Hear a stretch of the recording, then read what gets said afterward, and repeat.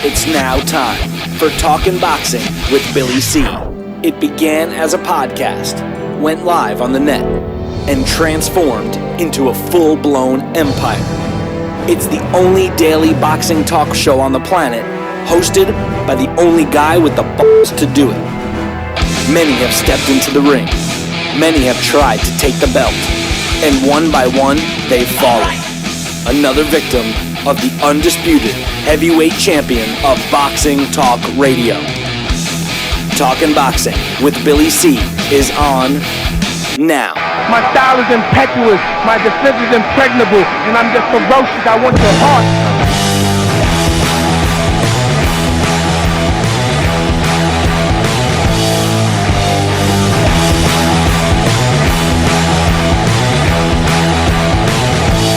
Coming to you live from the Billy C Studios in Lake George, New York. I'm Bill Calogero, and it's time for the Billy C Show.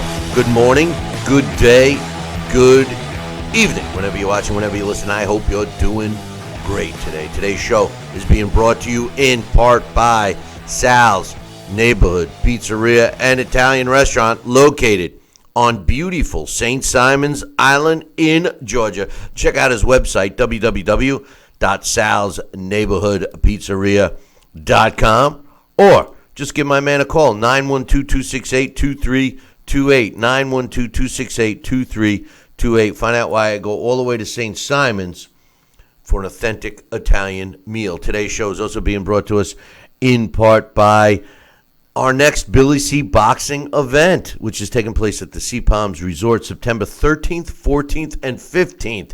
I know it seems a long way away, but this is the one, if you've been waiting to attend, this is the one you got to go to. We are going to have some boxing former world champions, some celebrities. We're having a golf tournament, a fishing tournament. We're going to have a meet and greet. We're going to crash Sal's restaurant. We're going to have a memorabilia show. We're going to have some special guests. I'm even working on several presentations to be taking place. This is a 3-day event that you're not going to want to miss. Drop me an email to get put on the list. Billy at Talkin' Boxing, TalkinBoxing.com. The only thing we're not including is lodging, and the reason is there's so many opportunities and different options for you between all the Golden Isles, all three, and the city of Brunswick. So we're going to leave that up to you to get the best deal possible. But hey, you want to look for a deal? Hey, stay at a Holiday Inn property because Billy C will get you a discount. That's right. If you call toll free 844-603-0364, you'll get a Billy C discount on any Holiday Inn property across the United States. If you can't remember the phone number like me, just visit our website, BillyCBoxing.com, and click on the banner. It's right on the right-hand side. But if you got a pencil, 844-603-0364. Make your appointment and reservation today. And today's show is also being brought to us in part by my book, Tom Molyneux, From Bondage to Baddest Men on the Planet, is available right now where all good books are sold. And you can get a copy of this book right now where you're watching or listening to this show. All you got to do is go to barnesandnoble.com or amazon.com. If you're looking to get a signed copy, don't worry about it. Visit our website, BillyCBoxing.com, and click on the book. You want more than one copy? I love those people. Just drop me an email, Billy at TalkinBoxing, TalkinBoxing.com, and I'll hook you up with a great deal. Today, we got some stuff going on. I want to thank everybody. I try to keep up with all the chats. We got our official chat room is up on BillyCBoxing.com. However, give a shout out to all of our friends in the YouTube chat room. We are trying to become more of a presence in the YouTube boxing community. So we're also hanging there, and we simulcast, even though it's the worst possible version of this show. A lot of people still like the Facebook feed, so we're on Facebook as well. Just give me a second, and I will be able to respond to everybody. But the first and foremost, I just want to say this. Before we get into the fight news that we got a bunch of things to talk about. Today is that scheduled Deontay Wilder international phone teleconference, whatever. Here's the thing. Since the weekend, and actually before, but since specifically this past weekend, when Anthony Joshua beat Joseph Parker via unanimous decision in front of 80,000 people in what many view as a tactical fight, there's only one fight in the heavyweight division right now, and that fight is Anthony Joshua against Deontay Wilder. You can spin it any way. You can rip a page out of Bob Arum's book about marinating the fight and giving Deontay Wilder a chance to become a little more known, et cetera, et cetera, et cetera. But based on all my conversations with fight fans like you guys, we're split. We're split. It's 50-50. Half the people think AJ would win. Half the people would think Deontay would win. What's better than that? When you have two fighters, too often, at least going up to the last couple of years, because the last couple of years we've been in a resurgence in this sport, which is beautiful. But up until then, a lot of fights, everybody knows who's going to win. There's the winner, and then there's the sacrificial lamb. When you have a fight that's, people are talking about, and half the people think it's going to go one way, and half the people think it's going to go another way. Well, guess what, boys and girls? That's a good fight. And that's what we have here with Anthony Joshua against Deontay Wilder.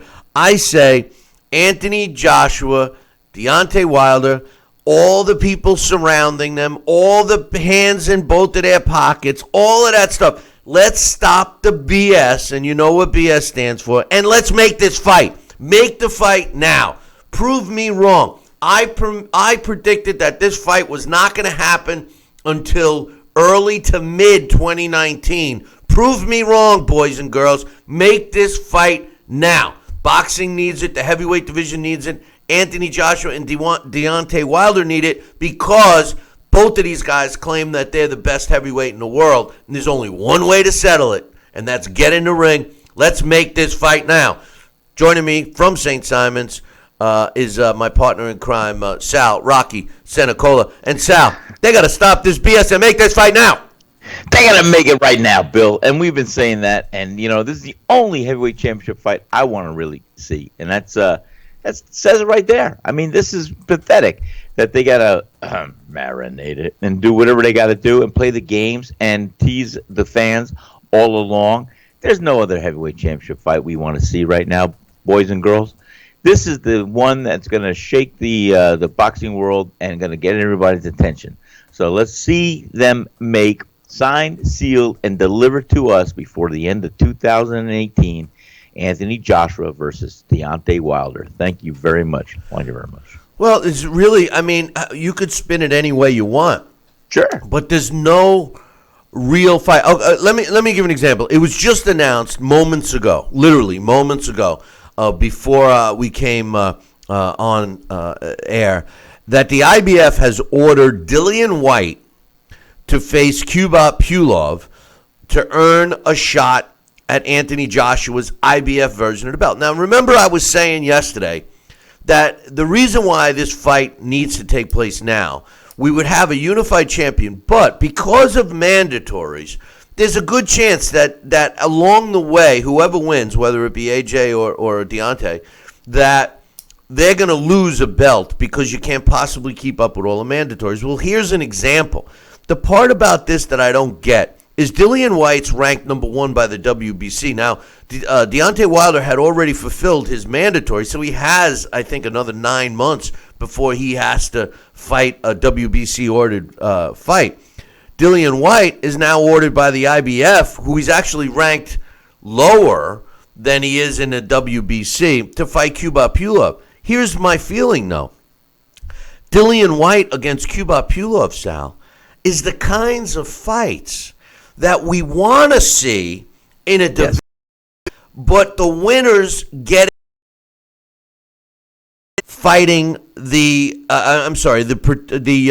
I want to see the contenders fighting other contenders like this case. I don't want to see champions fighting pretender contenders like the talk about Jarrell Miller. So, I mean, realistically, Dillian White against Kubrat Pulev is a good fight, Sal.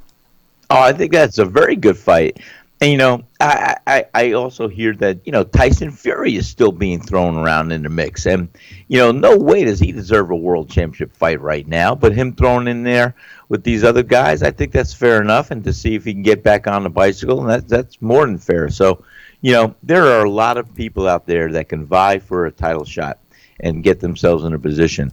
And but the one fight that we got to see is the only fight that makes the most sense. Let's have a unification World Heavyweight Championship bout that no reasons exist why they cannot do this. Their next fight out each to have Anthony Joshua and Deontay Wilder. That's it, and everybody else will fall underneath. And you know what? The winner and loser of that fight will go on to fight the residual. That's all leftovers right here. And there's plenty of leftovers and plenty of people vying for the title shot. And the loser can get the scraps. The winner will get the number one. Well, I mean, in a perfect world, that's the way fights get made. You climb the ladder of contenders and you earn that number one spot. But when, all you got to do is look at some of these sanctioning body rankings. And when you see a number one spot that says not rated, and then you got 2 through 15 all filled in, there's shenanigans. You see that even the contenders aren't legit. And I don't mean that the fighters. I'm saying the number that they're ranked in the sanctioning body. It's all a mosh posh of money payoffs and BS. The bottom line is this. I'm sick of watching Deontay Wilder screaming and yelling, telling the world or whoever will listen that he wants Anthony Joshua and Anthony Joshua won't fight him, that he's scared, he won't fight him. Or the other side of his rhetoric where he says, I'm the real champion, AJ's got to come to me, blah, blah, blah. Go fight a quality guy, excuse me, like Luis Ortiz, which is the only quality guy on Deontay Wilder's record. And then AJ saying, oh, well, all he's got to do is sign the contract. Listen, this is what I want to see. I want to see a contract laid out, and then if the guy isn't going to sign it, meaning Deontay, tell us why. We know that he was demanding an outrageous amount of money. It's not a 50-50 fight. Anthony Joshua, money-wise, Anthony Joshua's clearly the bigger draw. He could stay right in England and make $20 million plus every time he steps foot in the ring. Deontay Wilder makes $2 million, too.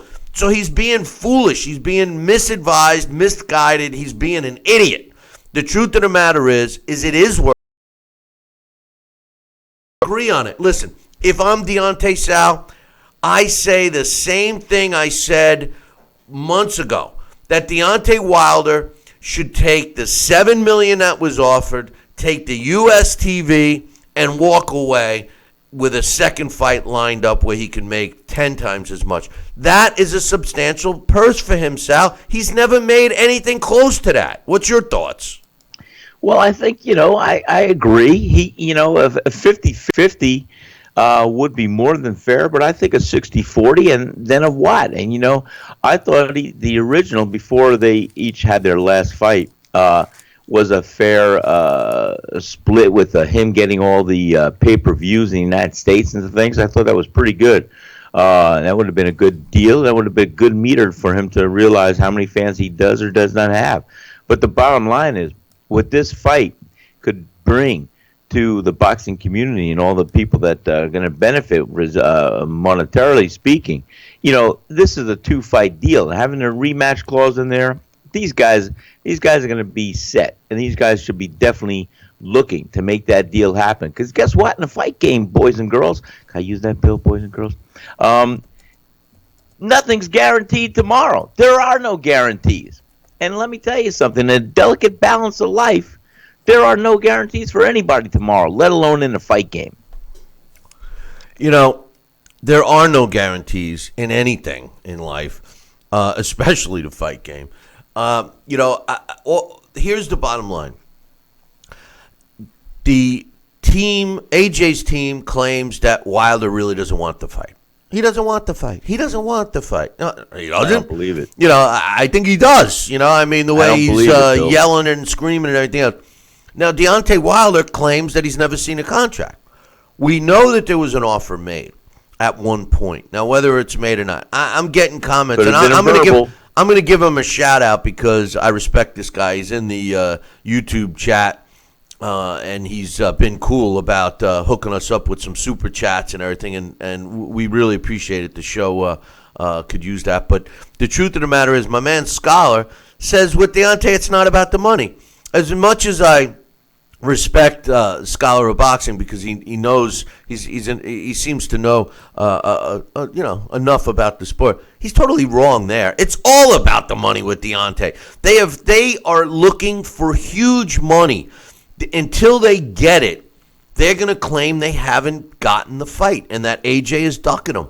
It's all about the money. Sal, I got to take a break. Hold that thought because I think it is all about the money with Deontay. Don't go anywhere. We'll be back in 2. Billy C will be right back.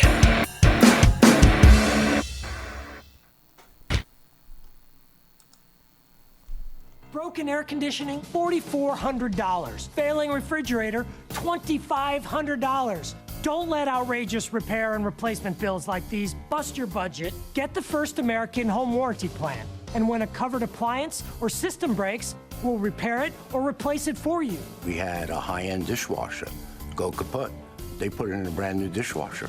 We have plans that cover air conditioning, most appliances, plus heating, plumbing, electrical systems, and much more. Plans start as low as $25 a month.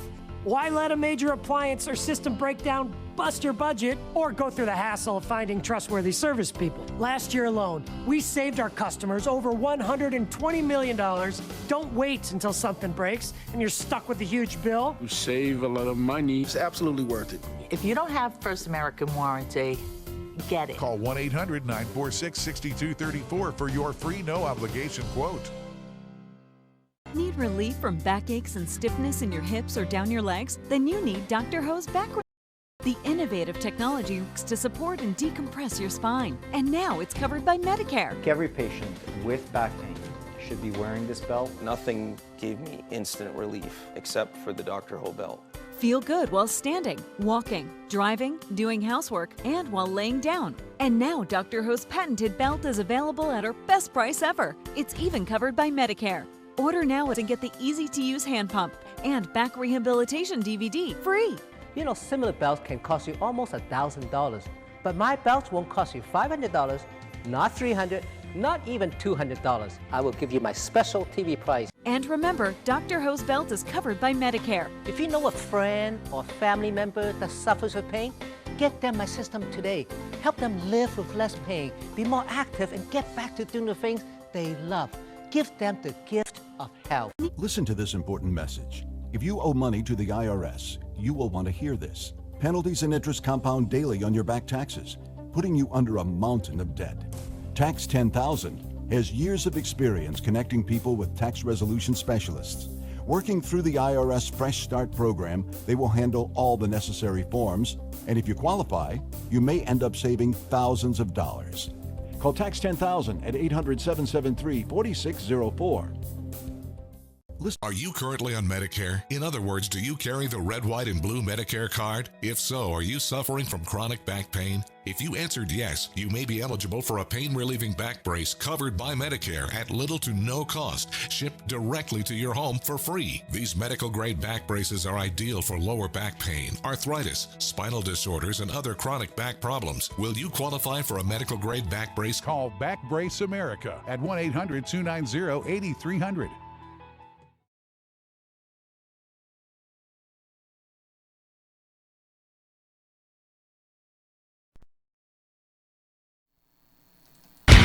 Check out BillyCBoxing.com now, or feel the wrath of the mighty mustache.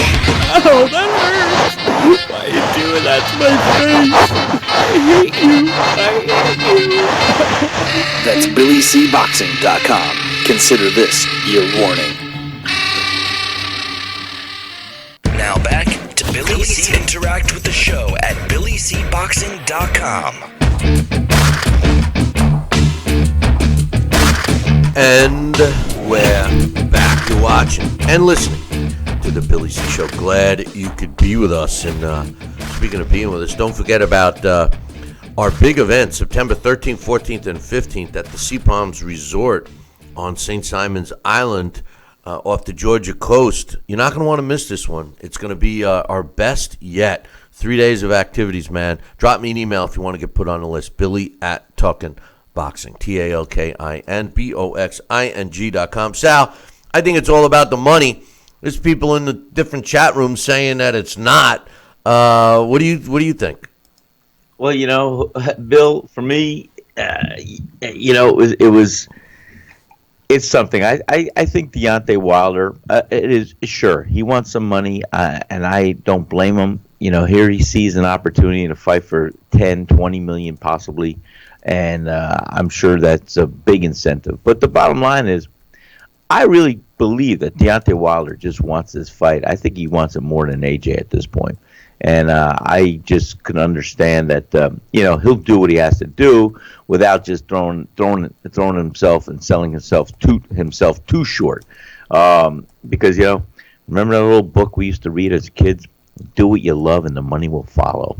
And that's the passion, that's the belief ability, and that's the confidence that some champions do have. However, they don't want to sell themselves short because they know they do bring some value.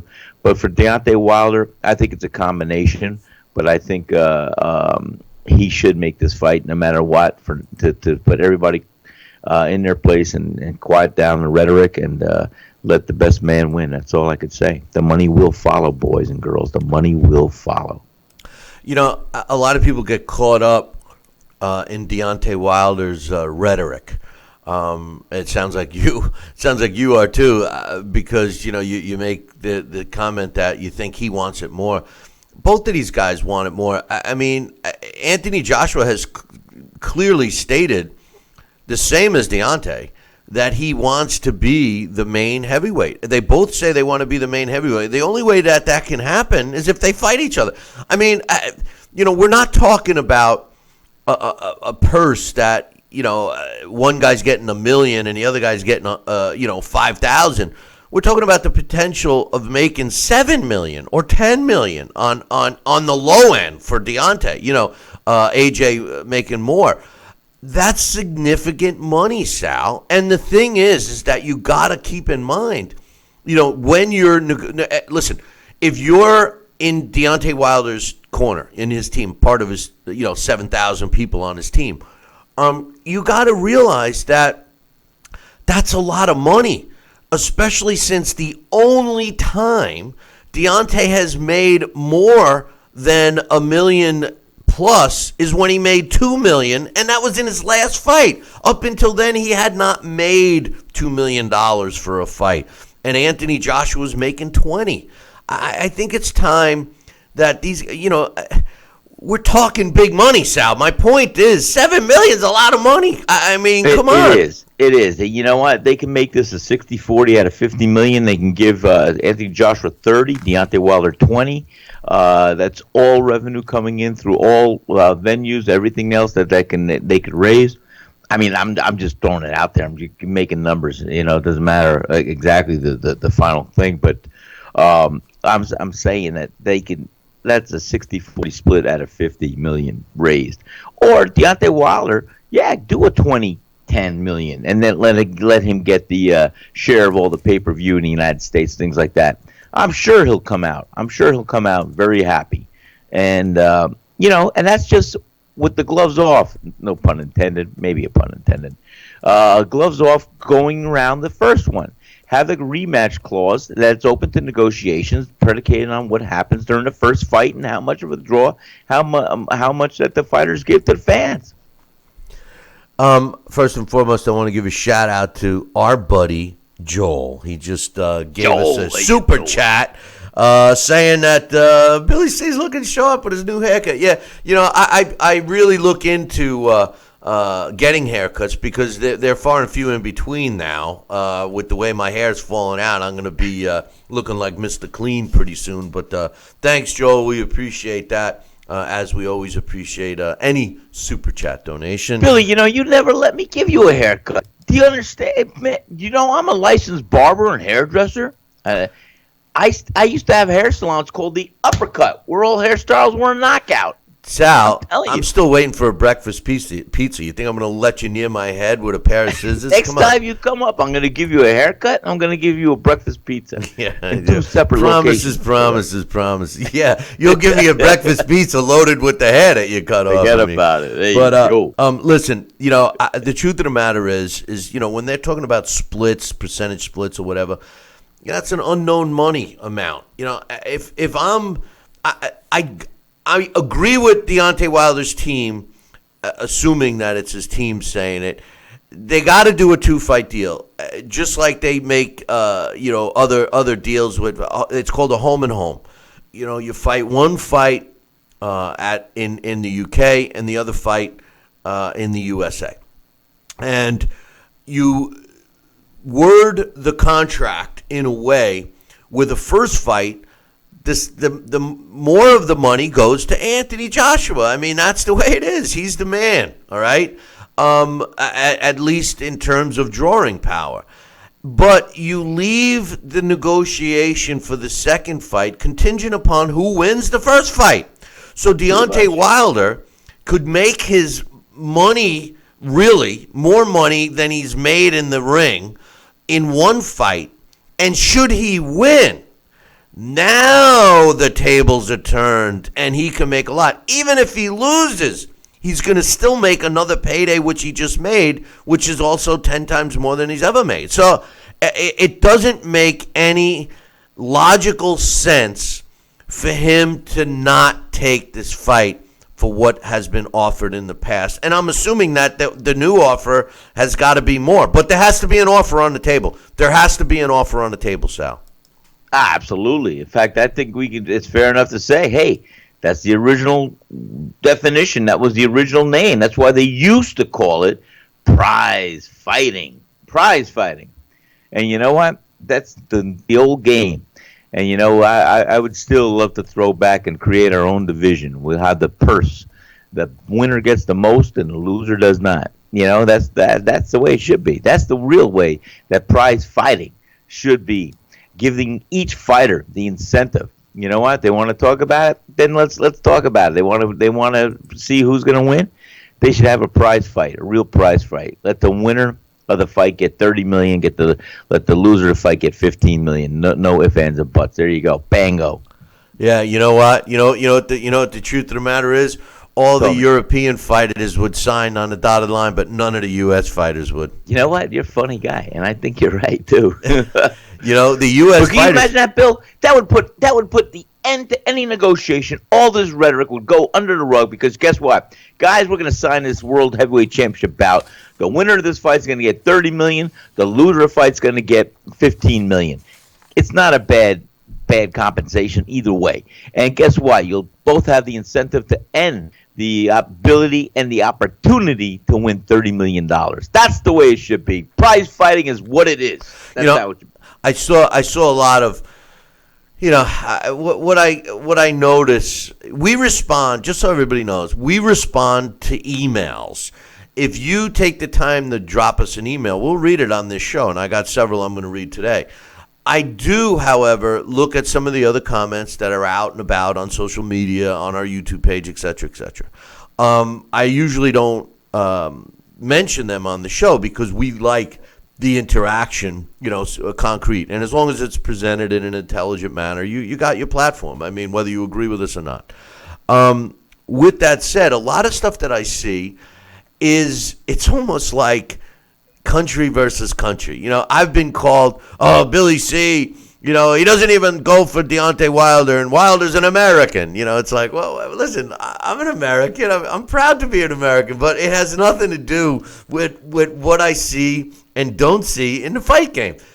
And what I clearly see, and I will admit that I do want to do this show for at least a week out in England. I've been dying to get somebody that's got some juice over on the other side of the pond and bring us out there. Sal and I are dying to go. But the truth of the matter is that, the fighters in the UK and Europe specifically, and actually the Ukraine or whatever they're calling it now, the old, the Ukraine, all those fighters, I skipped school that day, okay, boys and girls, all those fighters are willing to fight. They're willing to step in the ring and fight whoever. In England, they don't care if they have a loss. It doesn't devalue their fighter. They move it on. In the U.S., that's not the case. Now, we are seeing some better fights because we're running out of opportunity. If the U.S. promoters don't get their you-know-what together, they're going to be left in the dust. You're going to see people moving over to England to fight.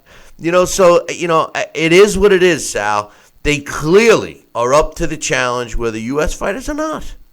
Well, I agree, and I know they are. And, you look at these tournaments that have been taking place, and the majority of them are filled with the UK fighters or European fighters. And because, the USA fighters, they're either being advised or too scared to protect their O, like Michael Buffer would say, somebody's O's got to go. And it's very clever, but it's very true and very evasive in the United States to put somebody else's neck on the line like that. Bill, I'm very adamant about this. I really wish that we can have something, and that'll end all negotiations and trouble. If you gave, something like I was suggesting, a prize fight for the heavyweight championship unification title bout. $30 million the winner, $15 million the loser. No names assigned to either or. The best man's got to win that night to get that prize. Can you imagine if things were that easy and that simple? Can you imagine the incentive? Oh, by the way, let's make it a 15-round fight. Man, I think I'm having fantasy calls. Hey, listen. But it would be great. Listen. We got to take a break, but you know what, Sal? If the winner got the money and the loser got nothing, there'd be no more fighters. No matter where they came from, no matter where they came from, they wouldn't fight. Just keep one thing in mind. We got to take a break. I'm a minute over. One thing we got to keep in mind.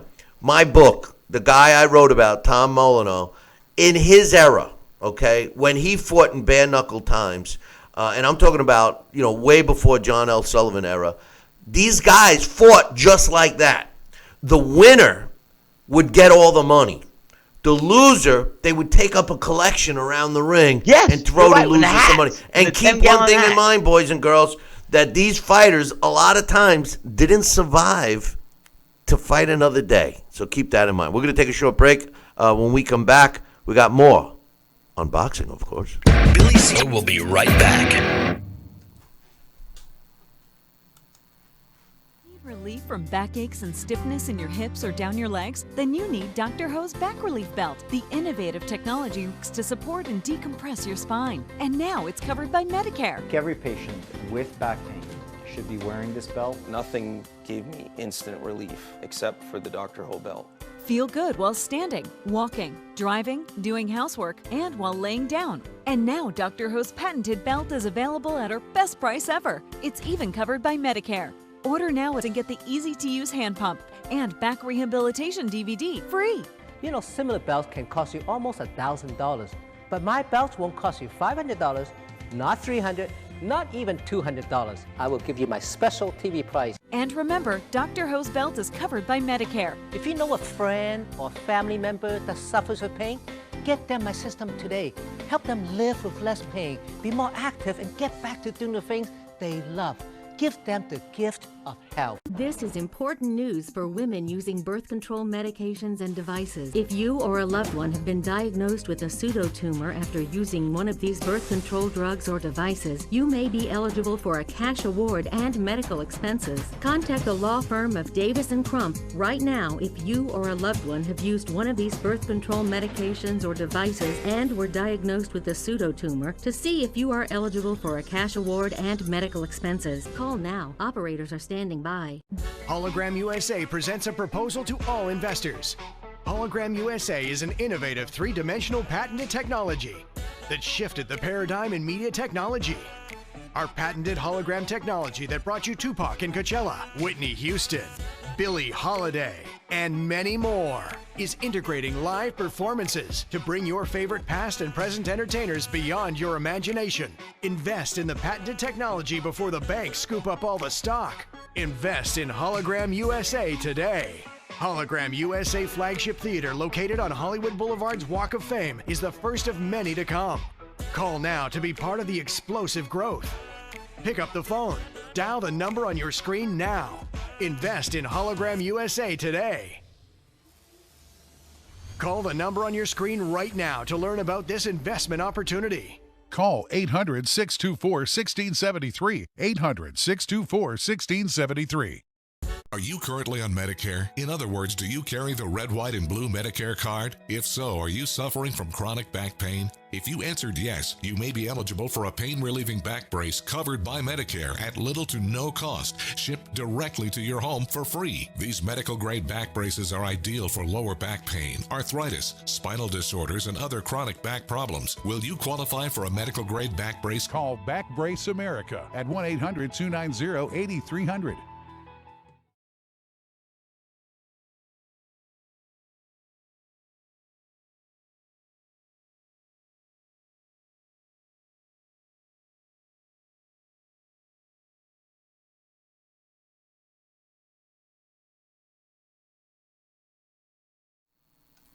Now back to Talkin' Boxing with Billy C., the only radio host man enough to take a punch from Mike Tyson. Wait a minute, man. Hold on there. Jeremy, man, I need you to take this one, all right? Wait, what? No way. I can't do this. Need I remind you I'm Billy C., damn it? Now put on that mustache and get in there. Hey, look at me. I'm Billy C.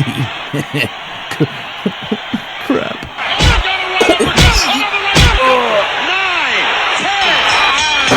The undisputed heavyweight champion of Boxing Talk Radio. It's Talkin' Boxing with Billy C. Now back to Billy C. Interact with the show at BillyCBoxing.com.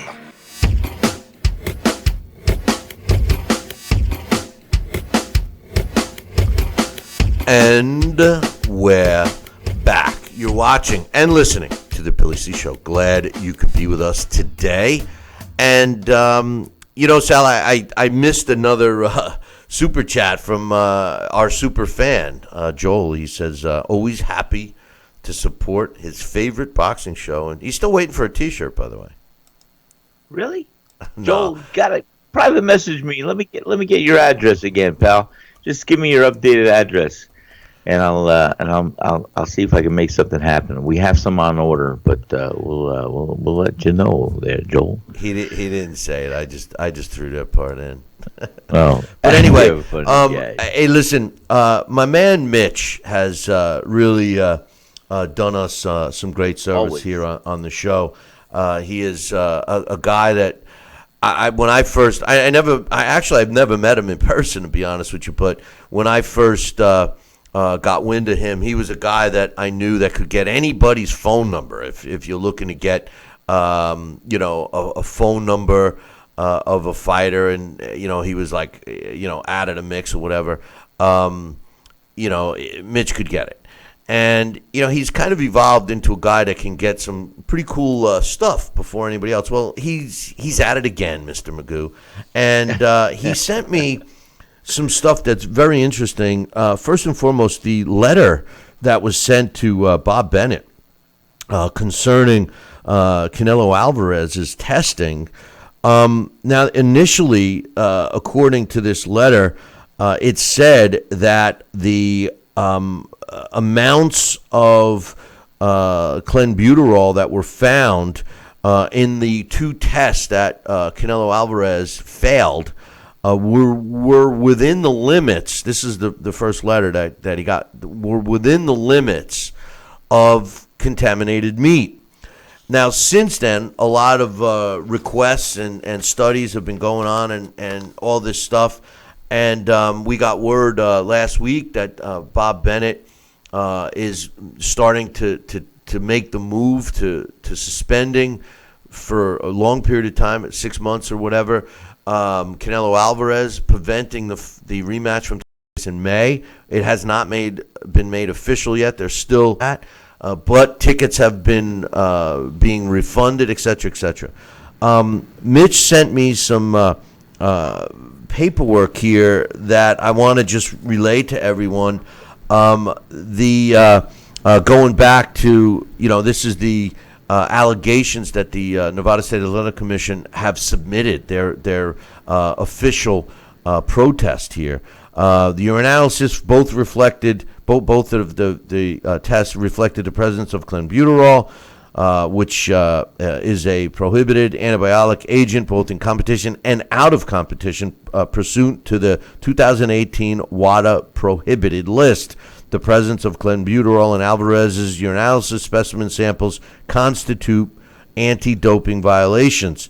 Alvarez's utilization, ingestion, and or consumption of clenbuterol, whether intentional or not, constitutes an anti-doping violation.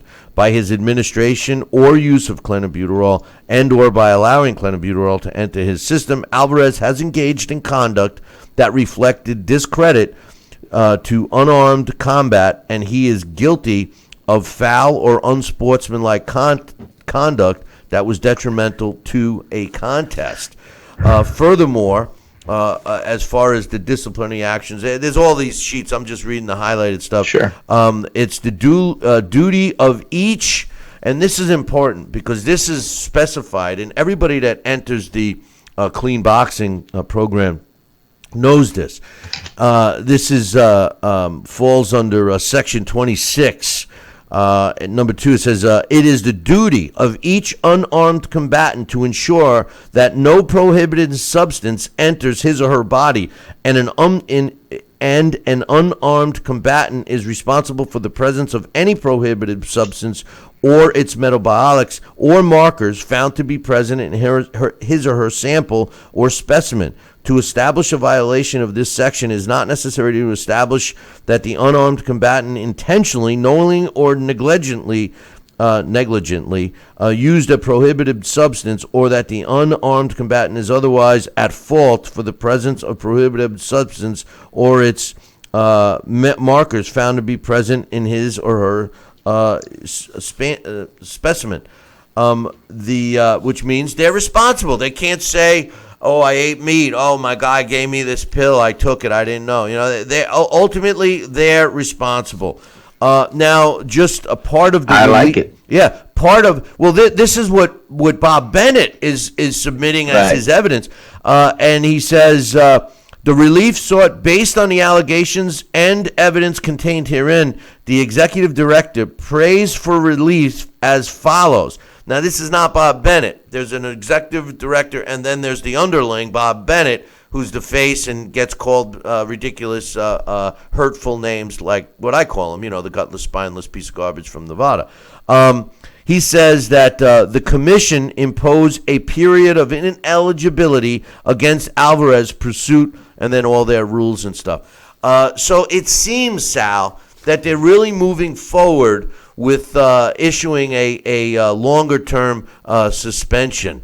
I just who's that? Is that who's that? Is that who's that? Deontay Wilder? Oh, that's the Crypt Keeper. That's Deontay Wilder's a dream opponent. What is that? What is that? What do you think about the comments? The comments. Well, I think that we the comments are one thing. The follow through is another. I think that the comments regarding the individual fighters having to be responsible, knowing what they're ingesting, and having no wiggle room to say anything else different. What you see is what you get, and what is in there it should be predicated on what each fighter knows he's putting in his body. And there is no wiggle room. It should be 100% foolproof, and no excuses, no tolerance. So I do like some of the statements there, but saying one thing for the press and for everything else, and to be heard, is one thing. To stand behind, to make it a law, not just a rule, and not just a hypothetical, but to enforce it is another. My man Johnston Brown, who you could catch his column up on Billy C. Boxing, just gave us a super chat. But more importantly, it was the basis of the super chat. He just reported that Scott Westgarth, who had lost his life in the ring, donated his organs. And Johnson has informed us, and this is a bittersweet thing, that the organs that were donated actually saved 7 lives. So wow. I want to thank Johnston not only for the super chat but for the information, because in my opinion the information outweighs the super chat by a gazillion pounds. But thank you very much for filling us in on that. It's hard. Listen, I've been very critical a little bit of Bob Bennett, but his back's against the wall, Sal. He's got to do something, and unfortunately for Canelo, listen, they can't say that Canelo is being picked on or anything else. The truth of the matter is that Canelo was busted. And, it's a great way to make an important statement in the sport of boxing and the state of Nevada that says if you want to fight in our state, you better make sure that you're clean. And, Canelo didn't. And he needs to pay the price. And unfortunately for us as boxing fans, we're not going to see that rematch in May. I personally think we shouldn't see it at all. I think that Triple G should go on, maybe get his fight in May, that he claims he's still going to fight in Vegas on May 5th. I say fight that fight and then set up a showdown with Billy Joe Saunders and call it a career. I would think that there's nothing better than leaving a permanent scar on Canelo that he'll always remember that he screwed up and nobody listen. There's no one else to blame, Sal. You could blame the meat. You could blame your nutritionist. You could blame your trainer. You could blame everybody. You could blame your kindergarten teacher for something she did or he did years and years ago. But the truth of the matter is, Canelo is at fault, and Canelo needs to pay the price. We got to be held accountable. We got to be held accountable in all things of life, but especially for something like this. What do you think? Well, I think you're right on. You said it a long time ago, and Canelo can't just be saying that the dog ate the homework, And the bottom line is, he's got to be accountable, and it was beyond tainted meat. So, and even if it was not, and if it was just tainted meat, again, he's got to be accountable. He shouldn't have ingested it. The bottom line, it's hard to say, Bill. You said a long time ago when it was first coming out that, to use Canelo as an example to get it straight, because boxing is bigger than just this one fight. And I'm going to agree with you. Would I love to see round 13 start and take place between Canelo Alvarez and Triple G? I sure would. The only other fight out there that I really want to see is Deontay Wilder versus Anthony Joshua. And after that, definitely I want to see Triple G and Canelo Alvarez. But guess what? For the sanctity, for the security, for the pedestal of where we keep boxing and what it means to you and I and millions of fans across the world, you've got to make an example. You've got to be adamant. You've got to be steadfast and strong and say, hey, even though everybody wants to see this fight happen, we got to make a rule. We got to make a law. And those are two different things. Make it a law. You fool around, you do what you're not supposed to do, you're done. Give Canelo Alvarez a 6-month or a year ban and from boxing, and that's it. That'll tell everybody. You get caught with this stuff, boom, you're done. That would be it. You're done for a year. You know what? They really want to do it. They should definitely a year. At least, right? I mean, can you imagine the incentive? Because look at where we are right now. It's easy to say that Canelo Alvarez is probably in his prime years right now, and to have him not allowed to partake in earning money in the ring or to show us his talent and his skill set in his prime years. Hey, it's something that people will think about. Hey, do I want to do this? Is the prize of putting something in my system that's not legal worth the price? Well, guess what? No way in hell is it. So guess what? Will it stop people from doing it? If they're smart and they have common sense and they really want to fight and earn a living and make a statement, yeah, they're going to follow that program. And that's it, Bill. It's as easy as that. It's simple, it's common sense, and it should be the law.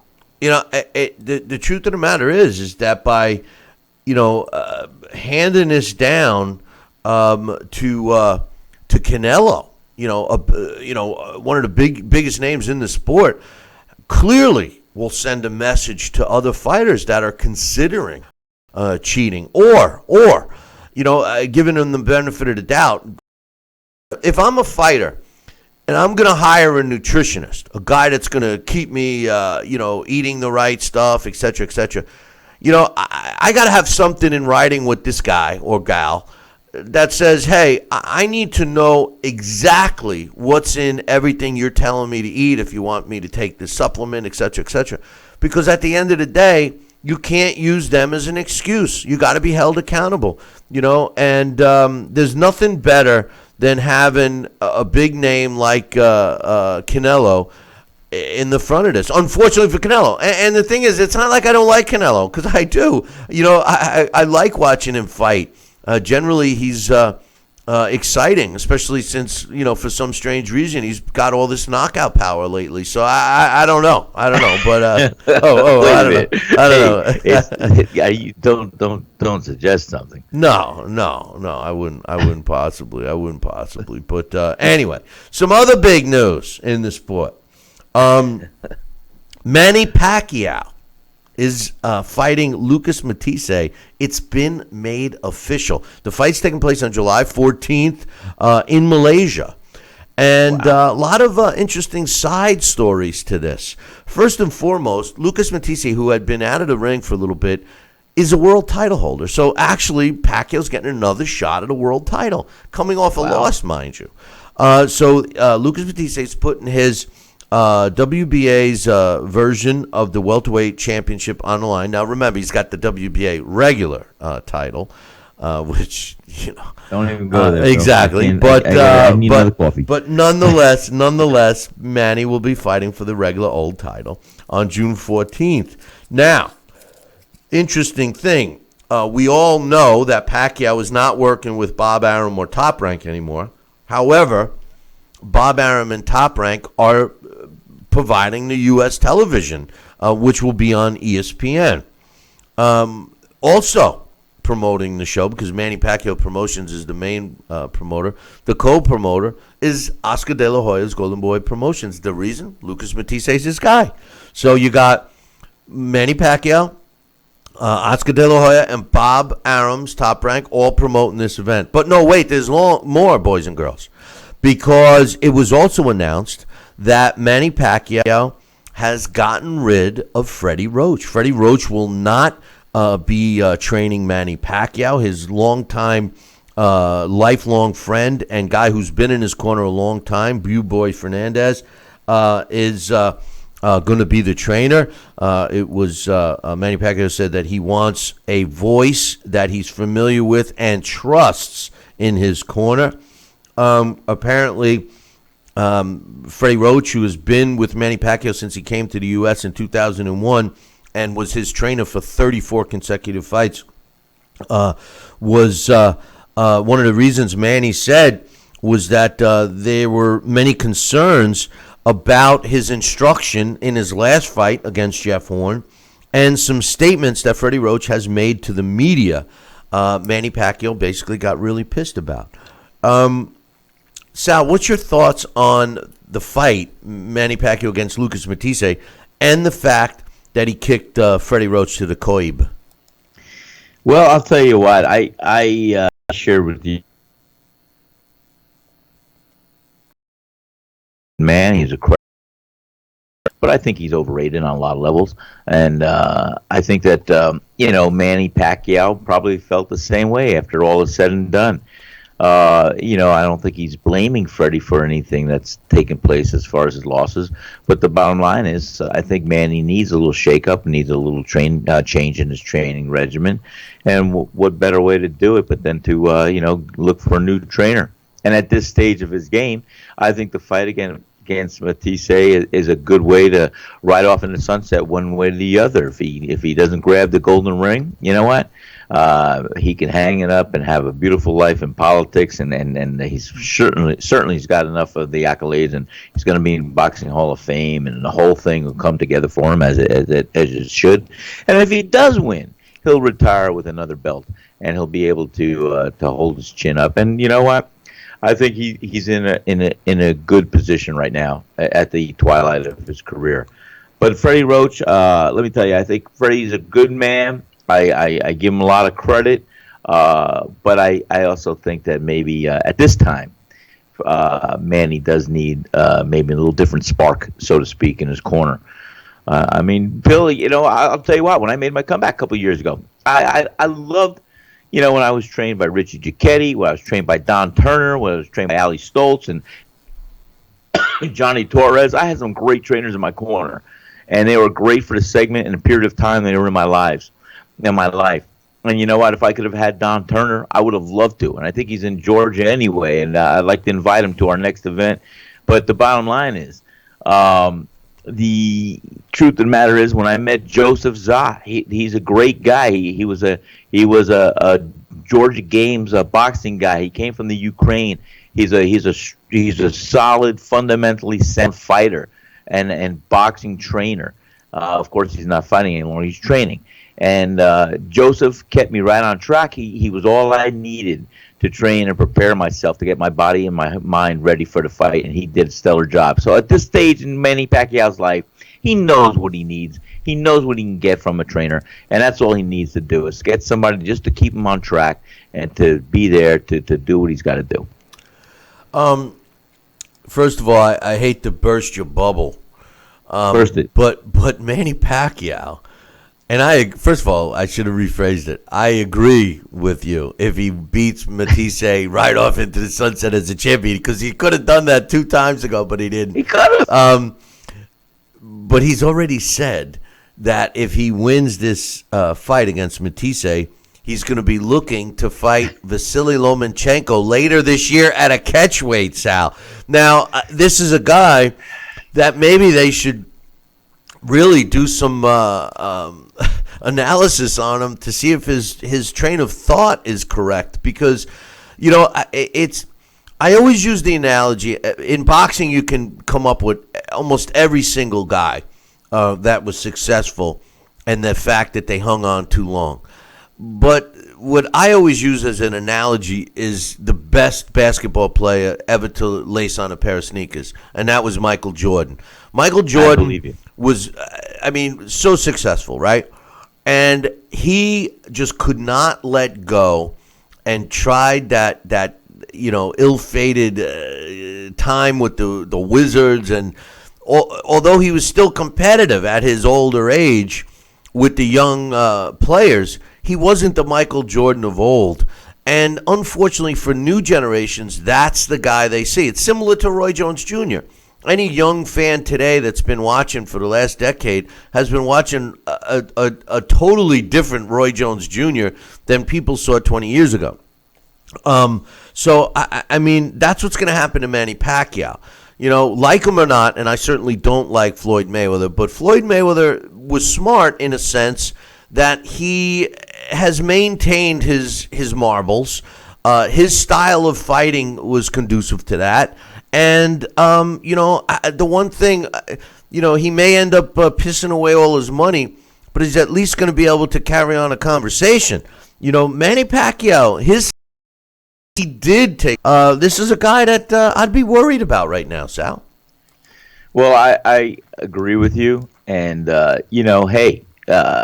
not just to bring up my past, but, when I went to apply and get my professional boxing license back just a few years ago, I was at age 53.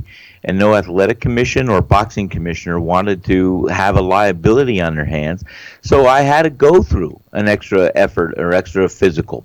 I had to get additional work done on a stress test level and show what I could do. I had to get an MRI and an MRA in my brain to make sure the shadows and the atrophy hasn't taken place that happens normally in some fighters at my age. I had to have a neurological exam. I had to have a psychological exam to make sure I didn't have a death wish or whatever the heck. So I went through this whole process just to be issued a professional boxing license, and thank God I passed and everything else, because nobody at that stage or my age wanted to have any liability or we should never have done that for them. So yeah, I think at a certain stage, certainly maybe at 40 years old, maybe fighters need to go through maybe a few additional steps as far as where they are in their mindset, in their heart, and their physical being is at this stage when they apply for a boxing license. Yeah, and like I've said, if they were able to, if the sport of boxing would take a head scan of a fighter when they turn pro and file it away as the good scan, the normal scan, times like this would be a great time, especially a fighter who's been dropped and knocked out. Obviously, most commissions require a scan after that. Most reputable commissions require head scans to be done every several years. And you could really evaluate them correctly by putting them all up on the board and having a specialist look at them and see if there's any changes from the original one all the way to the current one and the ones in between. Has there been damage? Did it get worse? Did it get better? Whatever. And determine, give this guy a license, don't give this guy a license. We're going to be talking about our blast from the past tomorrow, Meldrick Taylor.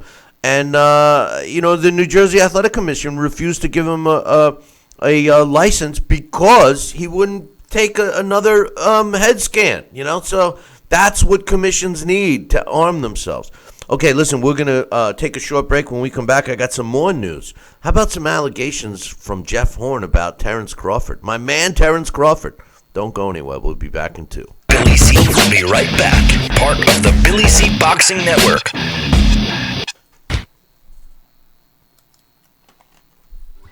Snacking has never been this exciting. At Graze.com, we combine wholesome ingredients with the flavors we all love to create over 100 exciting snacks, like these. We'd love to send you a Graze sampler box for free. Just go to Graze.com, enter the code ENJOY36, and we'll mail your free box to your home or office. Join thousands of Grazers already in love with our exciting snacks. So come to Graze.com for your first box free. Need relief from backaches and stiffness in your hips or down your legs? Then you need Dr. Ho's Back Relief Belt, the innovative technology used to support and decompress your spine. And now it's covered by Medicare. Every patient with back pain should be wearing this belt. Nothing gave me instant relief except for the Dr. Ho belt. Feel good while standing, walking, driving, doing housework, and while laying down. And now Dr. Ho's patented belt is available at our best price ever. It's even covered by Medicare. Order now and get the easy-to-use hand pump and back rehabilitation DVD free.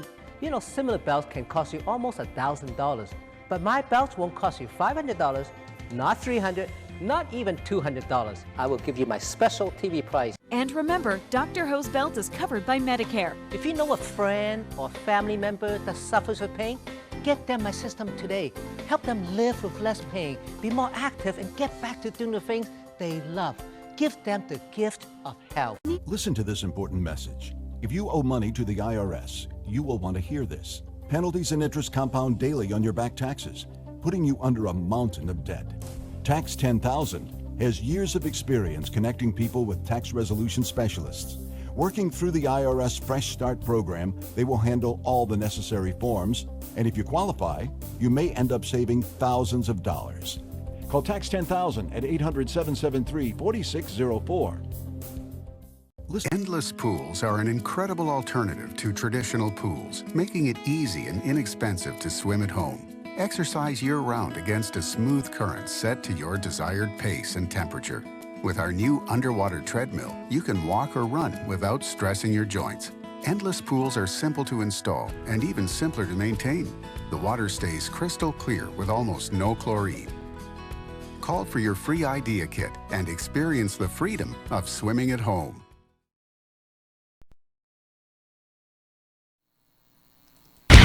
Check out BillyCBoxing.com now, or feel the wrath of the mighty mustache.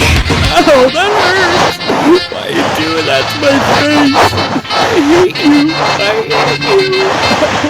That's BillyCBoxing.com. Consider this your warning. Now back to Talkin' Boxing with Billy C. He may not have an Excellence in Broadcasting award, but the night's still young. And he's got martinis. So you never know what may be by morning.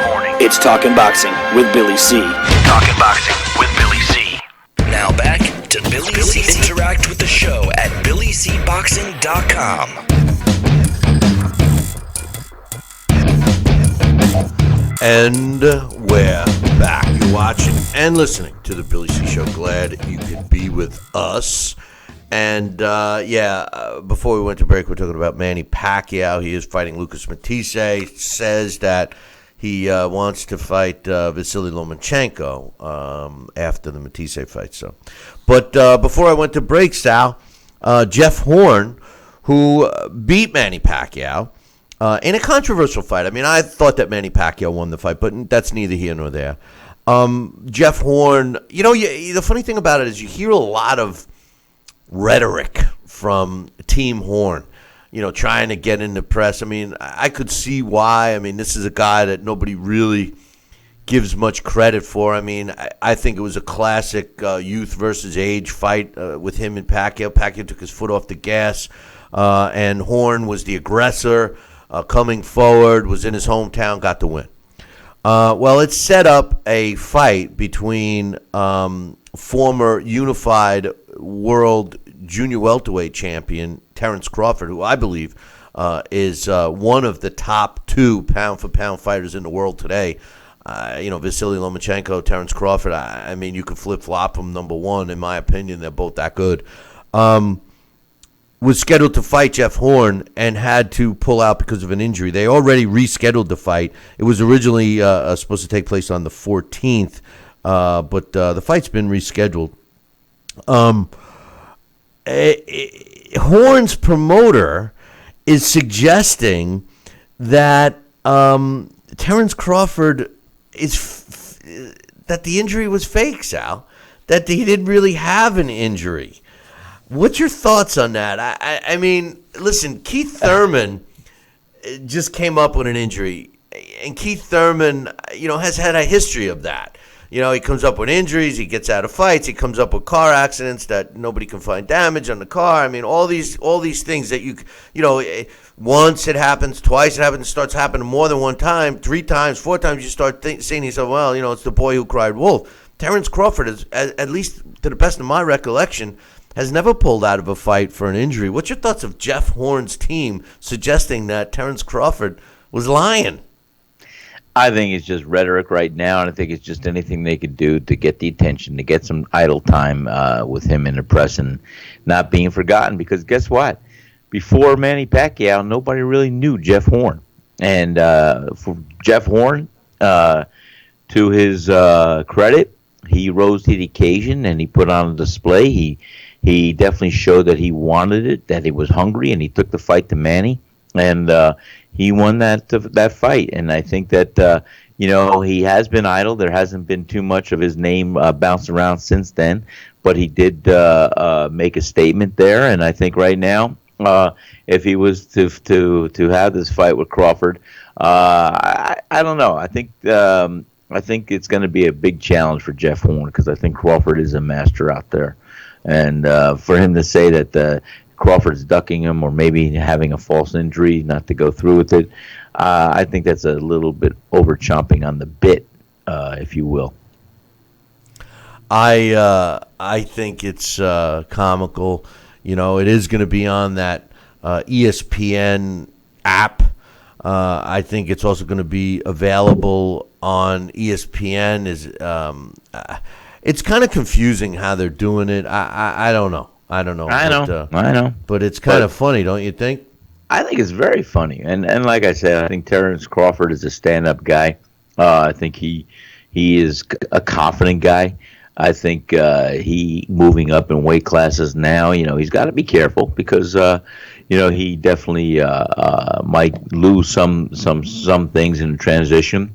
He might gain some others. So who knows? But I think that he will always be a fighter to contend with on any weight class and any level because he is a champion. He is a master. He knows what he's doing out there in the ring. He's got a great sense of what he wants to do and how he wants to accomplish it. So I think he definitely is not ducking or not pulling out or not injuring himself on purpose. The only time, and listen, this is the God's honest truth. I mean, I've promoted in many different states, and a lot of times when a promoter, I'm not saying that I did this, but a lot of times a promoter has got all this money invested, and especially promoters that are inexperienced, and they're have the calculator there, and they see that they got X amount of money invested, and they're looking at the pre-ticket sales, and they're saying it ain't gonna happen. All of a sudden, somebody gets an injury so that they can go back and maybe try and get some more capital. So I can't see that as being a reason for this kind of a fight. The level is too high. You know what I mean? So, yeah, but you know what? But I'll tell you what, Bill. Now that you mention that, by the way, both guys aren't really selling it out of the gate and household names on that level. So you know what? I would wonder what the ticket sales or interest might be at this point in the time. You never know, Bill. You never know. Well, I mean, the truth of the matter is that the fight, Terrence Crawford, he tried his hand at the pay-per-view, and again, here's the situation. And listen, I got breaking news. Now I don't know if this is true or not. My man, Coach. We got two really important people that help us on this show, and I mentioned Mitch earlier, and then of course Coach has to get kudos. It's being reported right now in the UK Sun, and I have it up on my screen right now, that the contract has been signed between Deontay Wilder and Anthony Joshua. Apparently, Joshua has offered a 60-40 split to fight in the UK, and Deontay Wilder has agreed, at least in principle. The contract has not. I'm mistaken. The contract has not been signed. Okay. But it has been agreed. According to Shelley Finkel, who is the guy that they keep calling Shirley. Shelley Finkel told the Telegraph that we will accept, saying that Deontay accepts the challenge. So hopefully, he also said we hope that Anthony Joshua is a man of his word, and Deontay says I hope that. Deontay says he hopes that Anthony Joshua is a man of his word, and AJ says the same thing. We hope that the Bronze Bomber. So 60-40 per split over the summer. That's the way it should be, and we'll talk more about this on tomorrow's show if it turns out to be true. But what do you think of that, Sal? Well, I want to thank Coach because you boys and girls heard it here first. If this is the truth, and thank you, Coach, for that because I'll tell you what, that'll make my day. Just like we were talking earlier, I said, watch, we're gonna have Mitch come up with. We say it was a 60-40 split. Well, here's the funny thing: the Sun is also England's version of the Inquirer. So we might be it might be all BS, but he put the link in there. I just saw it. He's saying that they accepted the fight. So we'll see. We'll see. Until I get it on my own news feed that I get all my boxing news from and other sports. I have a ticker that I get, which obviously is not in front of me right now. But until I get that, I won't think it's official. But at least they're claiming that they're discussing it. But anyway, I got some emails. That's it. That's great. Well, hopefully I think it's great. They're discussing it. Well, hopefully it'll be a major topic tomorrow. But I got some emails. Let's get those rolling. First one's from my man Joel, and Joel says, with Hurd against Lara being the feature fight this weekend, it's flown under the radar, but Ricardo Mayorga returns to the ring against Rodolfo Gomez Jr. in Texas, and it will be on Fight TV. Now, the only reason why I mention Fight TV is because we're on Fight TV, too. He says, I actually ordered the event just as you made fun of me for ordering Mosley Mayorga 2 3 years ago. What are your and Sal's thoughts on Mayorga fighting this young kid who's 12-4, but he's 6'3", and he makes 168 pounds? Is Mayorga doing this for the money? He seems sadly out of shape, and he's not focused. All the best. Joel, thanks for the email. Listen, of course he's doing it for the money.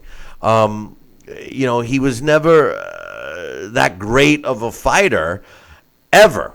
He was just a tough guy. I mean, listen, anytime you see a fighter, and no disrespect to cigar smokers and beer drinkers, but anytime you see a fighter in the ring drinking a beer and smoking a cigar after the fight, you kind of got to wonder how serious he is about the sport, don't you think, Sal?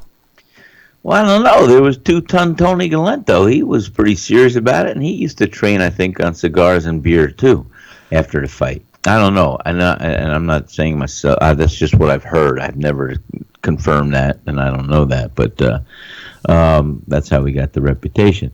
But no, yeah, of course we don't want to see that in between fights or so from athletes, because that's athletes hold themselves higher above all that stuff. That's the role model in athletes that are elitist, that are a special breed of an athlete. So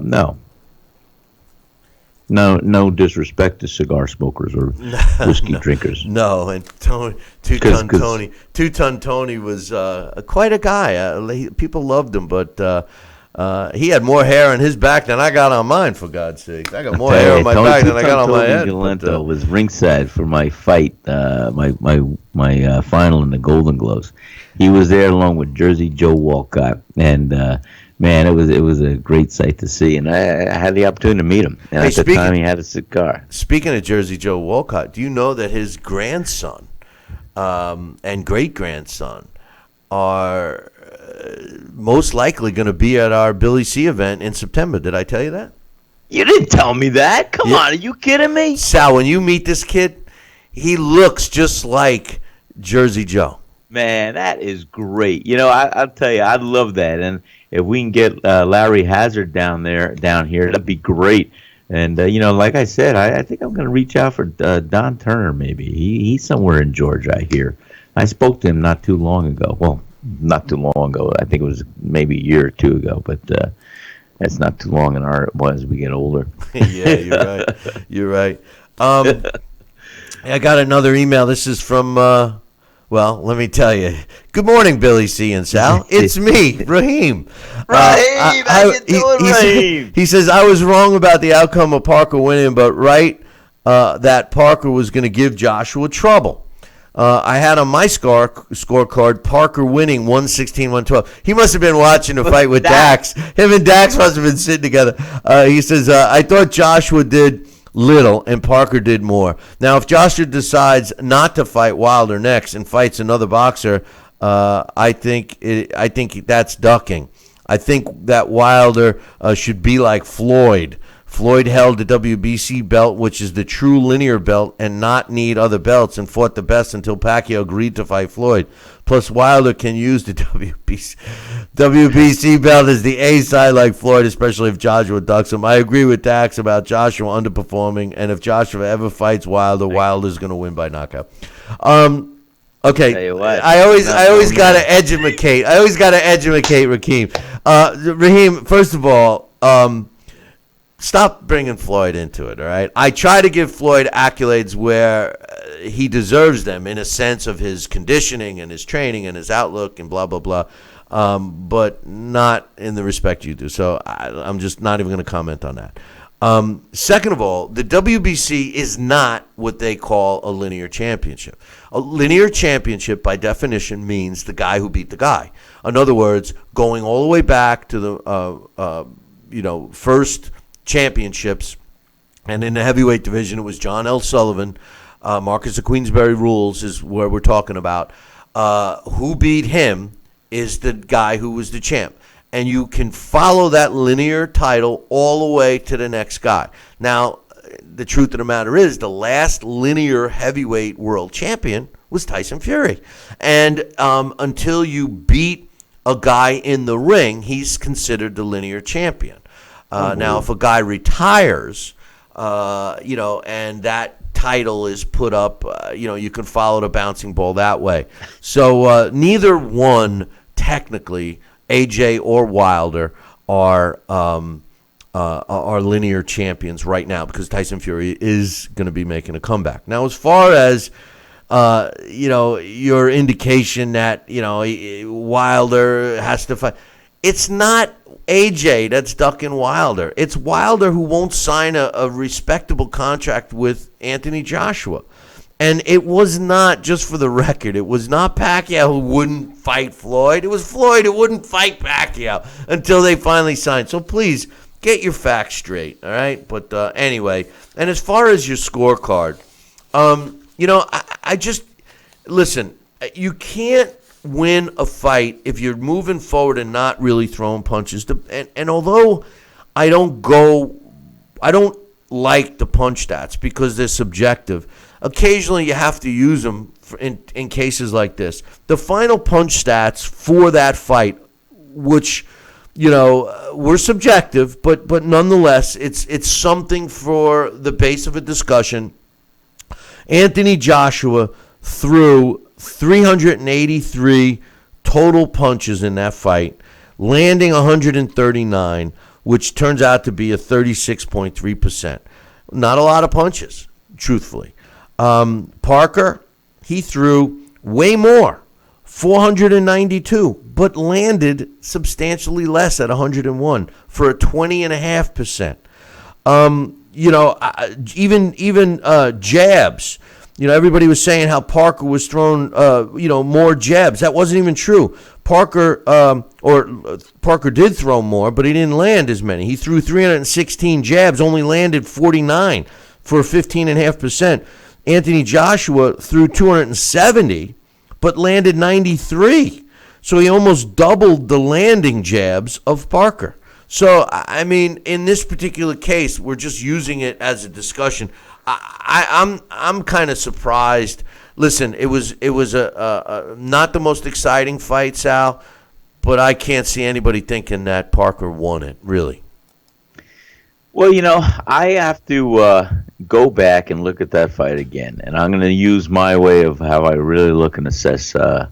As I said, I first gave that to Anthony Joshua by a landslide, but I can't be a hypocrite. I'm going to go back and watch it again, and like I said, I'll look at it with the eyes of judging it through each round becoming 3 1-minute rounds and see who wins the majority, the 2 out of 3 of each round. So that's that. Maybe I'll see something different.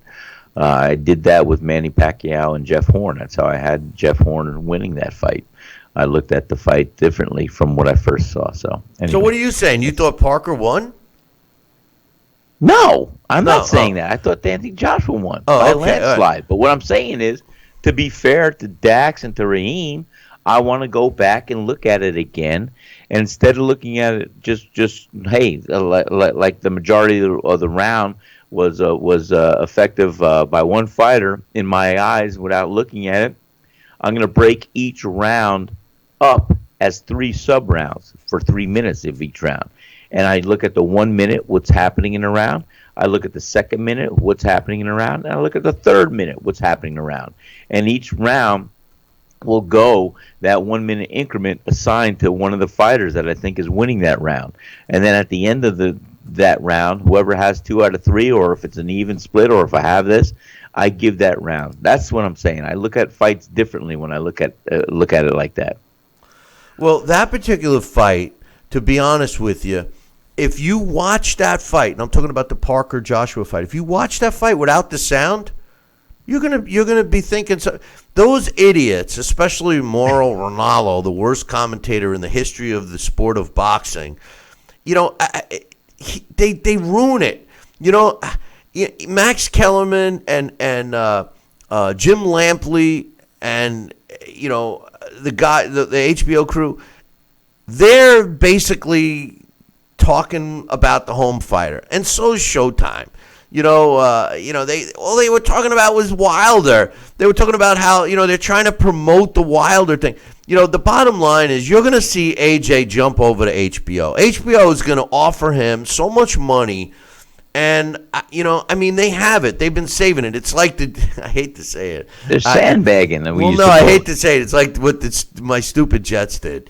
They save all this salary cap money, and they end up with this boatload of cash. And that's what HBO is doing. They haven't been spending money on fights.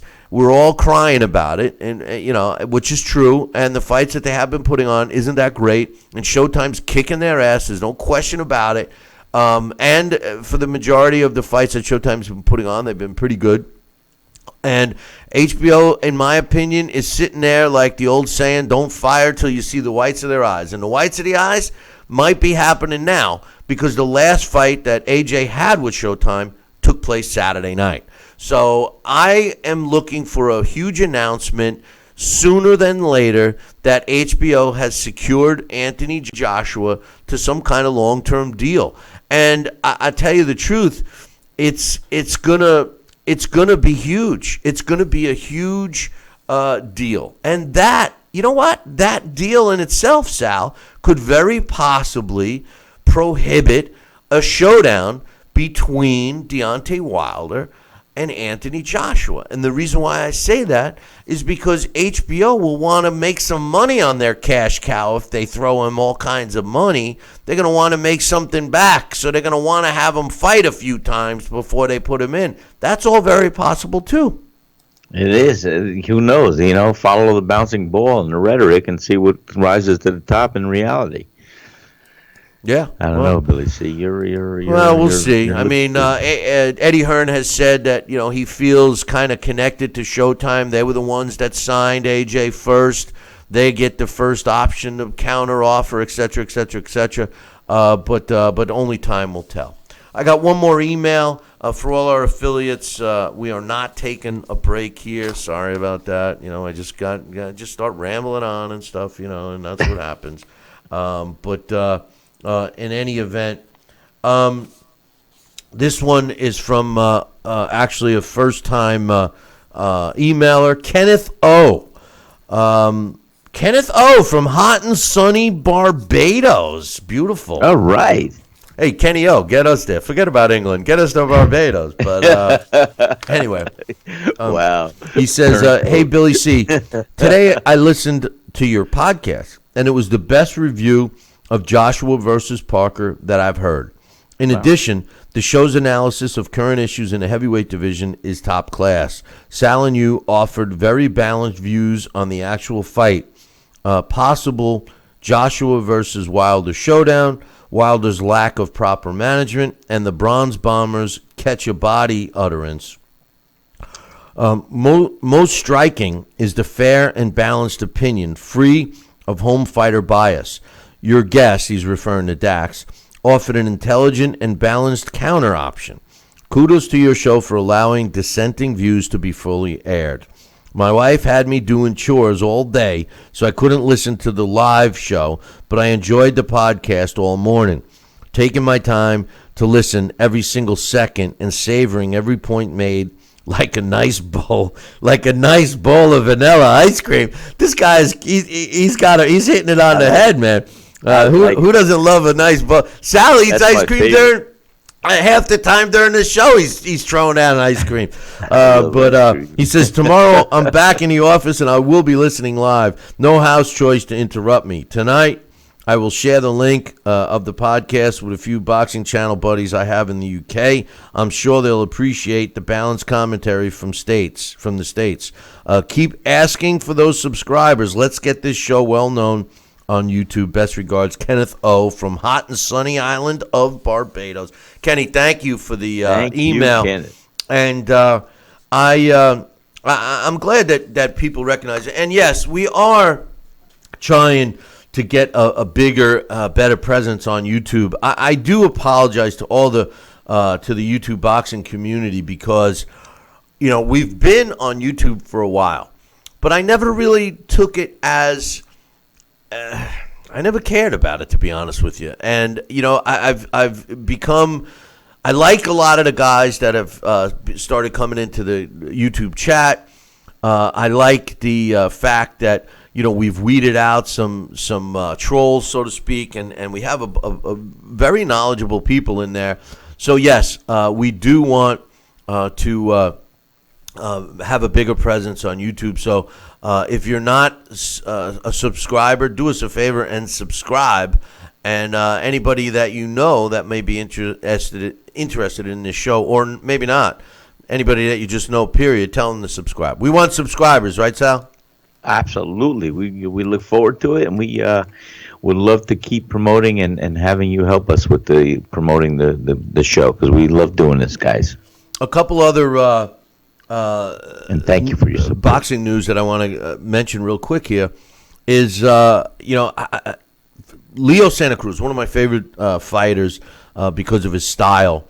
But I hate what he does with that glove. Oh, man, that's such a bad... No, he spins it. He goes back and forth, That's what I'm doing. I'm doing spin. It's not quite like that. You can't see me. It's like left, right, But apparently, he and Abner Mares have signed for their rematch. It will be taking place on June 9th. Mares' record is 30 wins, 2 losses, and a draw. And Santa Cruz, 33 wins, 1 loss, and 1 draw with 18 knockouts. They first met back in 2015, and it was a toe-to-toe slugfest for 12 rounds with Leo Santa Cruz winning that fight. So now you're going to love this. Santa Cruz is putting his WBA super featherweight title on the line, and Abner Mares is putting his WBA regular featherweight title on the line. So we're going to end up with a super duper WBA champion. Yes, and then the WBA has just announced that they had the marginal world championship belt that they're going to be offering. So they're now going to have the marginal world championship, the regular world championship, the super world championship, and let us not forget about the champion in recess championship, the champion of Murtai championship, and the interim championship. So, yes, the WBA will now have not 1, not 2, not 3, not 4, not 5, but 6 possible world champions in every one of their divisions. You got to love it, Sal. I mean, that's what this sport needs, don't you think? Some more belts? I think so. I think I need a belt of whiskey. Yeah. Hey, I'll drink to that. But some other news I just want to get out there. Amir Khan. And I mean Amir Khan, that's Amirkhan. I get a lot of people that email me Amerecon, but no, Amir Khan against Phil LaGreco. Amir Khan is returning April 12th. I'm sorry, June 9th. Is the fight. Remember, I couldn't... Amir Khan is April 21st. I'm dyslexic. But June 9th was that Terrence Crawford, Jeff Horn reschedule. I didn't tell you guys. But on April 12th, this weekend, the ESPN streaming app on demand, $4.99 a month, is launching. The fights that are on these apps will not be seen on regular ESPN television networks. So that's going to be a big thing. If that's what happens with Terrence Bud Crawford and Horn appearing on the streaming app, excuse me, and not on ESPN or a pay-per-view, that's going to be terrible. I don't think they're going to do all that well here in the States unless it's on regular TV dial. What do you think, Sal?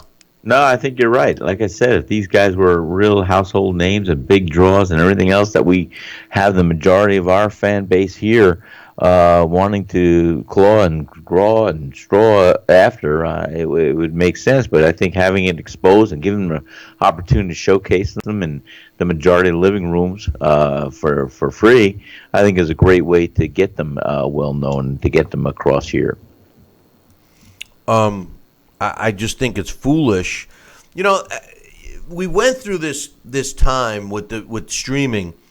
Yeah, the greed factor, everybody was, there was that 3-letter channel that wanted to charge you for club shows. It failed. Those models do not work. It's not the price. People just don't want to pay for stuff that's on the internet. It's something that is just, listen, if you put something on the internet and you want to charge for it, people will go out of their way to avoid paying. I'll give you an example. This show, we're in our 15th year, and we're going to be celebrating, having a birthday celebration at our next event in September. But we are in our 15th year, and we tried the pay-per-view podcast theory. And, I knew people that went out of their way to avoid spending, what did we charge? $15 a year for the subscription. And people would go out of their way to bootleg and copy and steal the show, and it would cost them way more than $15 a year. But the thought of them paying for a service was not justifiable. And that's the same thing that's going to happen here. To have the app available on the go as a convenience, that's a different story. People that are stuck at a wedding or a picnic or somebody's event, and they really don't want to be there, and their fight's on, and they're trying to help their wife or girlfriend or whatever, by going to an event. It sounds like my story, but going to an event, to bring it up on a stream on their phone, and they're paying for that convenience, that's a different story. But to say, okay, everyone, you want to watch this fight? It's only going to be available on one place. You got to pay for it. It doesn't work unless it's a monster fight. And Amir Khan against Phil LaGreco is not a large fight. And as far as Terrence Crawford against Jeff Horn, I got news for you. As much as I love Terrence Crawford, not many people that aren't diehard boxing fans have ever heard of him, Sal. Well, that's what I was suggesting earlier, I only really started following and liking Jeff Horn after, he showed his courage and his fortitude to go in and fight Manny and take the fight to him. Other than that, I never watched or never really felt I knew Jeff Horn. I saw him in clips, I saw him in things, but now I'm paying attention to him. But the bottom line is with Crawford. Crawford's a stellar fighter. He's a great fighter. But, coming from the Midwest or wherever, he has not been showcased on the Northeast here too much or in the West. And I think that he becoming a household name, he's on a pathway, sure. But, like I said, Jeff Horn and Terrence Crawford, it's not a big draw that you are going to be jumping to the pay-per-view sets to turn it on and buy it right now. I think having it showcased and having them in our face, in a sense, on a freebie would be a much better way to get the attraction, get the fuse lit underneath. Well, the truth of the matter is, only the diehard fans know who Crawford is. The way to get fighters known is to make them available. This is the part that I don't understand. If you put them on TV, or if you're going to stream because there's no television option, that's okay, but give it away. The old days, network television used to sell advertising. Promoters got lazy. They wanted to get the money for the viewer, just for being able to watch it. What's even worse now is you watch pay-per-views with commercials. So not only are you paying for something, you're also getting commercials. You know what I'm saying? That's right. And that we used to be one of the unique features of a pay-per-view was the minimal amount of advertisers or commercials. You were paying for the straight the substance of what the event was, the full effect, not just the fluff without the stuff. You got the stuff first, and if they had to fill it with a little fluff, Well, that was the one thing. You're right. That was the one thing that That's right. Superseded commercials. Well, that's what I liked. I like the fact that you're going to pay for a pay-per-view. At least you don't have to sit through commercials. Then again, our viewers and listeners have to sit through commercials. Although they're not this break, that's for sure, because we're not taking one. But one more bit of news that I want to get out there is three-time world champion Koki Kamada, who retired. He's making a comeback now. His record is 33 wins and 2 losses. He's decided. It was announced that he's going to make a 1-fight comeback. And who's he going to fight against? The guy who beat him, Pongsglek Wanjongkam, who's got a record of 90 wins, 5 losses, and 2 draws. Wanjongkam had beaten Koki Kamada by a majority decision, 116-112, 115-112, and the plant judge had it 114-114. He had retired. The Kamada has been out since 2015.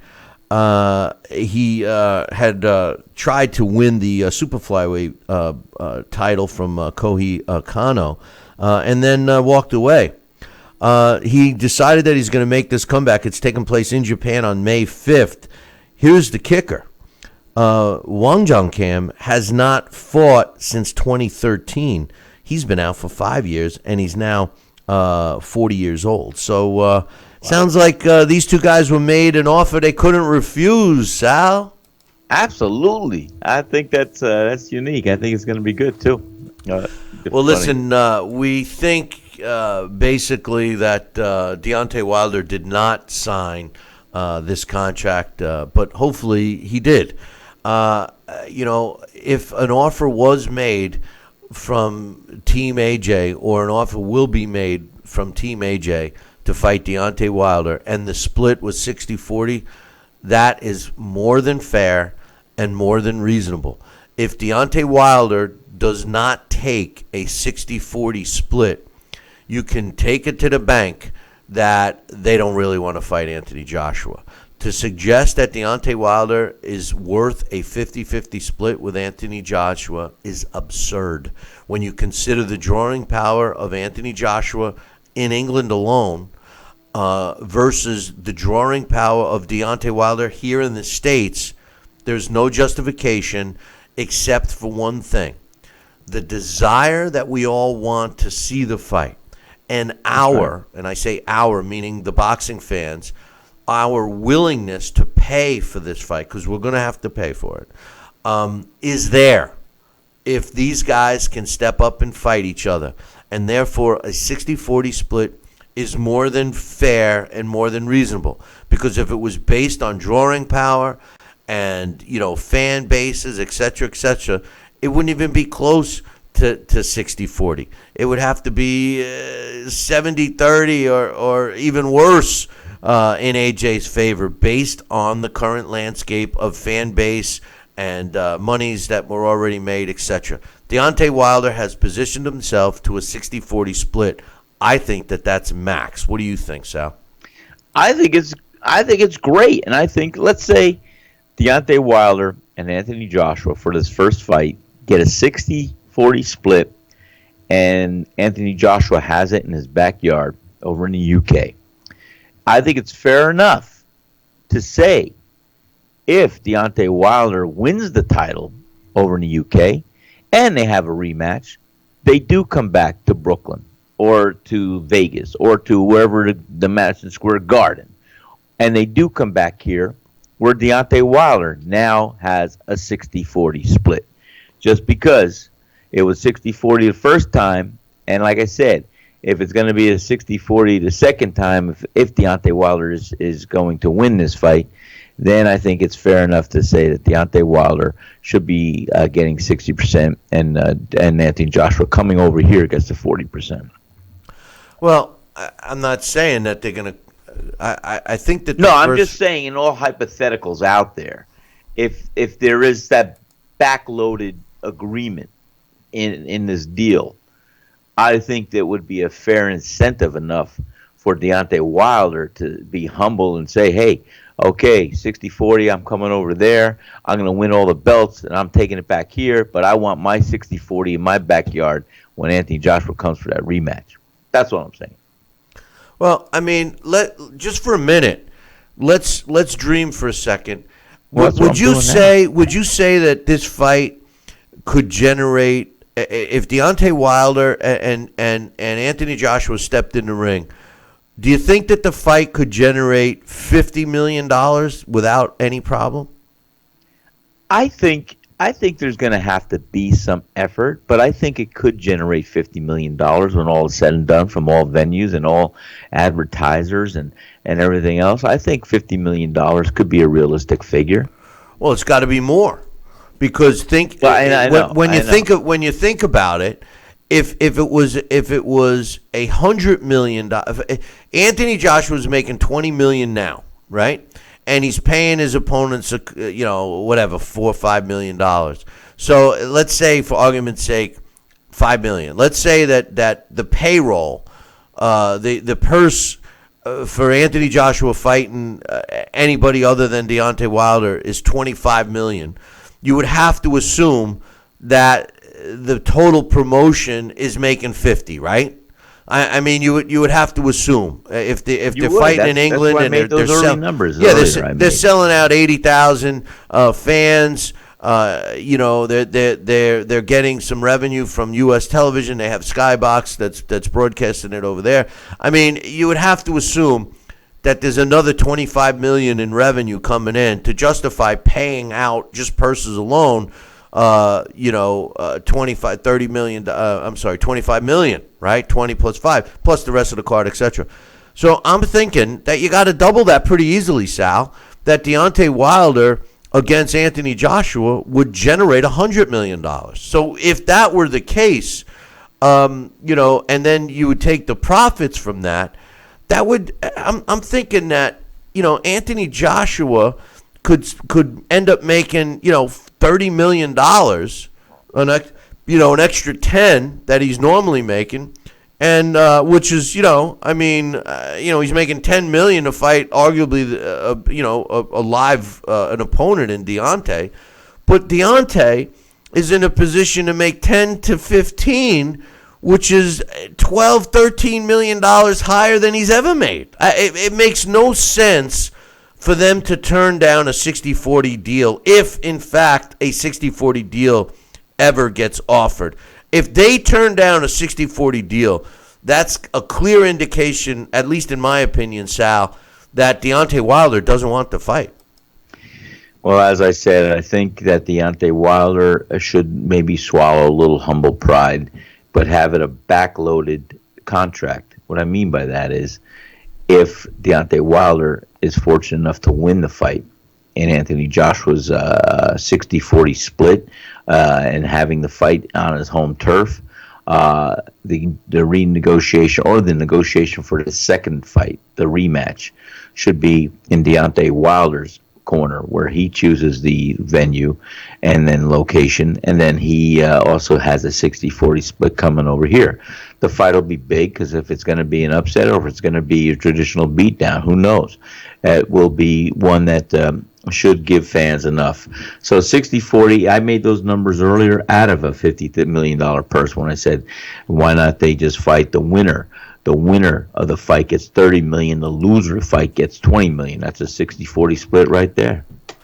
Yeah, well, I mean, listen, I'm thinking realistically from. I know. If a fight generates $100 million, it costs money to make $100 million. So we're talking about when they're just so everybody understands, a split purse deal is a split of the profits.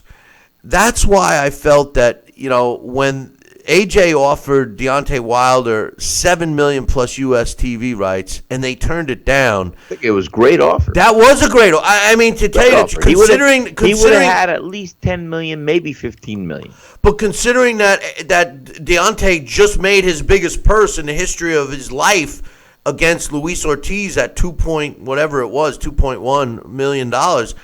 It's absurd, and that he didn't take that offers. But then moving ahead, and because of how he beat Ortiz, he definitely added some value to himself. He added value. So now you have to figure that an offer, a package deal, can't be worth less than 10 or 15 in Deontay's pocket. It can't. It's a 60-40 split. Listen, nobody likes the UK boxing scene more than me. I've been on the UK boxing scene for years. As a matter of fact, I first got hooked up with it. My man Thomas Newman got me all hooked on Tyson Fury after his second pro fight. I started following him. So go back and look at how many years. And I've noticed that the UK boxing scene really is where boxing's at. And all you got to do is look at the fan base that shows up to live events. And I'm not just talking about AJ with 80,000. You go to Joe Schmo is fighting Vinny Goombox, and there's friggin' 20,000 people there, all having a great time.